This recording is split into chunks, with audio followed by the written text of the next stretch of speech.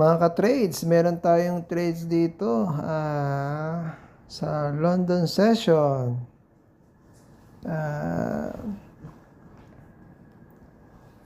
So, kanina sa 15 minutes ay malakas pa rin yung short position. So, na clear downtrend pa rin si gold. Ngayon, ito yung higher time frame ko, and then lipat ako ng 1 minute. Sa 1 minute, sa London kill zone, may clear direction pa rin na downtrend.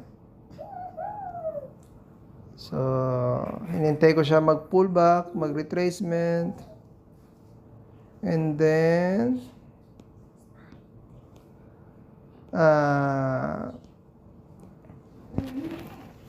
since na break niya to, ito yung natin, change of state of delivery. Itong area na to na break niya, diyan tayo pumasok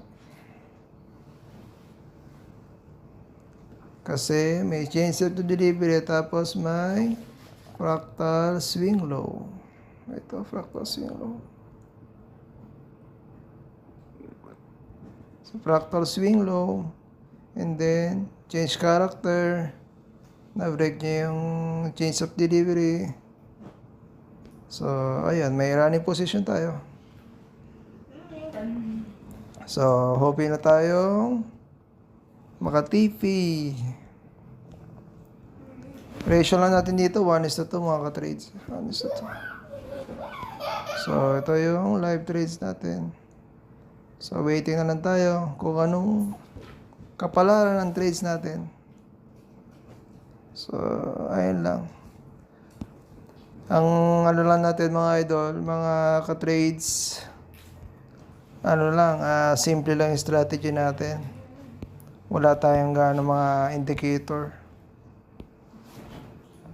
Indicator lang natin, fractals. Fractals lang at saka market structure. Yun lang. Tapos 1:2 yung ratio. So, mukhang maganda naman yung takbo niya. Let's see kung ma-hit. Tipin natin.